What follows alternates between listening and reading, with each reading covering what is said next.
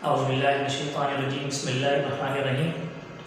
आज हम मज़ीद अपने एक नए टॉपिक के साथ हाज़िर हुए हैं। हमारा जो चैप्टर चल रहा है वो एसिड बेस के हवाले से चल रहा है। एसिड की जो थ्योरीज़ अभी चल रही हैं, इस आज के टॉपिक से पहले हमने जो थ्योरी पढ़ी है एसिड और बेस की, उसमें हमने आर्हेनियस थ्योरी का मुताला किया है। आर्हेनियस थ्योरी क्या है? आर्हेनियस थ्योरी का अगर से थोड़ा सा एवोल्यूशन ले लें, थोड़ा सा हम जायज़ा ले लें, थोड़ा सा रिपीट कर लें, तो हमने ये पढ़ा था कि एक्वस सोल्यूशन के अंदर, पानी के अंदर कोई भी सब्सटेंस जब हम डाल देंगे, उसके अंदर अगरचे H प्रोटॉन अगर प्रोड्यूस हो जाएगा, तो हम कह रहे थे कि इस तरह का जो सब्सटेंस होगा वो एसिड कहलाएगा। और इसी तरीके से कोई भी सब्सटेंस जब हम पानी के अंदर डालेंगे और उस पानी के अंदर अगर OH आयन अगर प्रोड्यूस हो जाएगा, तो हम कहते हैं कि वो बेस कहलाएगा। आज की जो थ्योरी है वो न्यू थ्योरी है एसिड और बेस की। 1923 के अंदर दो साइंटिस्ट हैं, ब्रॉन्स्टेड और लोरी, इन्होंने एसिड और बेस के हवाले से एक थ्योरी दी है। बहुत सादा, बहुत सिंपल सी थ्योरी है और इसके अंदर कोई कॉम्प्लिकेशन भी नहीं है। सादा से सिंपल सी बात है।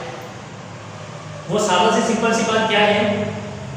4 पॉइंट्स के अंदर हमने इसको डिफाइन करने की कोशिश की है, ताकि बिल्कुल आसानी से और आसान अल्फाजों के अंदर हमारे जो सुनने वाले स्टूडेंट्स हैं, पढ़ने वाले जो स्टूडेंट्स हैं, वो आराम से इस टॉपिक को सीख सकें। तो आइए चलते हैं अपने टॉपिक की तरफ। ब्रॉन्स्टेड-लोरी थ्योरी क्या कहती है जी?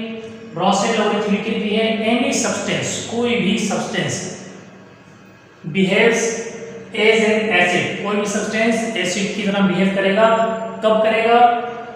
जब इट डोनेट अ प्रोटॉन, कोई भी सब्सटेंस जब H प्रोटॉन को प्रोड्यूस करेगा तो वो क्या कहलाएगा?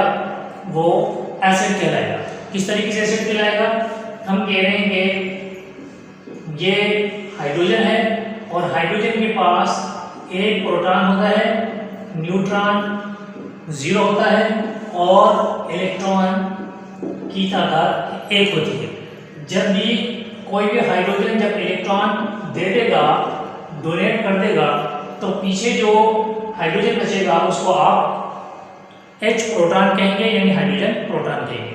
इसी तरीके से एनी सब्सटेंस, सेकंड पॉइंट क्या कह रहा है? Any substance behaves as an base, base की तरह बिहेव करेगा। कौन बेस की तरह बिहेव करेगा?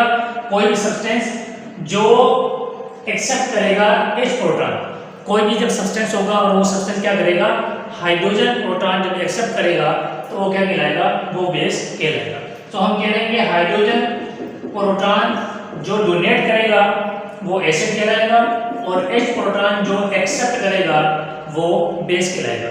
इसी तरीके से और मजीद इसको सिंपलीफाई अगर हम करना चाहें तो किस तरीके से कर सकते हैं? So acids are proton donor.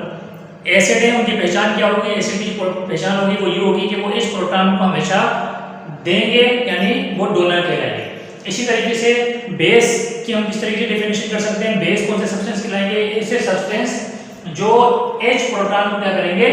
Accept कर लेंगे, हासिल कर लेंगे।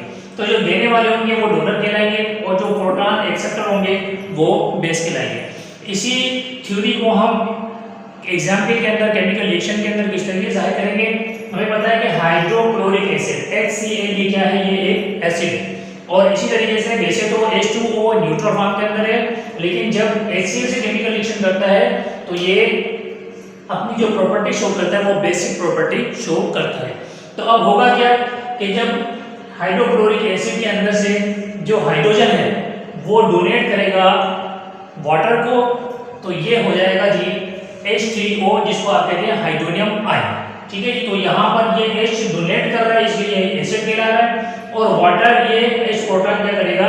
एक्सेप्ट करेगा, इसलिए क्या कहला रहा है? बेस कहला रहा है। इसी तरीके से अब ये जो है दो प्रोडक्ट हमारे पास आ गई है, हाइड्रोनियम आयन आ गई है और Cl आ गई है। अब हम कह रहे हैं कि ये जो H3O बना, ये ClO बना है, ये कंजुगेटेड एसिड और इसी तरीके से ये कंजुगेटेड बेस कहलाएगा।